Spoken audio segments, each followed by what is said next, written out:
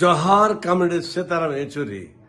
Sitaram Yechury CPIM ప్రధాన కార్యదర్శి కాకుండా భారతదేశంలో వామపక్ష ఉద్యమానికి కూడా ఆయన ఒక ప్రత్యేక ఉండేవాడు. ఆయన స్పష్టమైనటువంటి భాష, తెలుగు, ఇంగ్లీషుతో పాటు దాదాపు 8 భాషల్లో ఆరితేనే ఉపన్యాసించేవాడు. విద్యార్థి నుంచి వామపక్ష ఉద్యమానికి అంకితమై ఇక్కడ సిపిఎంలో క్రియాశీల పాత్ర వహించాడు.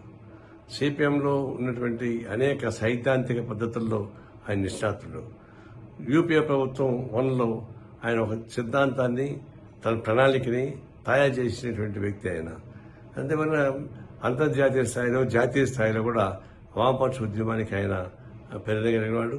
చాలా ప్రచారం అందరికీ బాగా తెలుసు.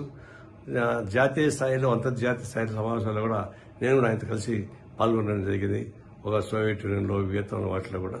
ఇది ఒక విధంగా చెప్పాలంటే సిపిఎంకే కాకుండా వామపక్ష ఉద్యమానికి తీవ్రమైన లోటు. ఆయన మరణం అనేది చాలా తీవ్రమైన నష్టం సిపిఎంకు. అదే ప్రజాతంత్ర ఉద్యమానికి, లౌకిక వ్యవస్థకి చాలా నష్టం. అందుకు ఉన్నటువంటి మతోన్మాద పార్టీలు విజృంభిస్తున్న తరుణంలో ఈ సమయంలో సమర్థవంతంగా గళాన్ని వినిపించేటువంటి వ్యక్తిగా ఉన్నటువంటి సీతారాం యేచూరి గారు అనేక ఉద్యమాల్లో పాల్గొన్నాడు. ఆయన పార్లమెంట్లో మా సోదరులపై చేశాడు, బయట ఉద్యమాలు సాగించాడు. ఒక నిష్ణాత్మైనటువంటి వామపక్ష ఉద్యమ ప్రతినిధి చనిపోవడం అనేది చాలా బాధాకరం. వారి లేని లోటు తీర్చడం సాధ్యం కాదు.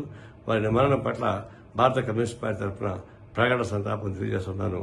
సిపిఎం సభ్యులకి, వామపక్ష ఉద్యమకారులకి నా సంతాపం తెలియజేస్తా ఉన్నాను.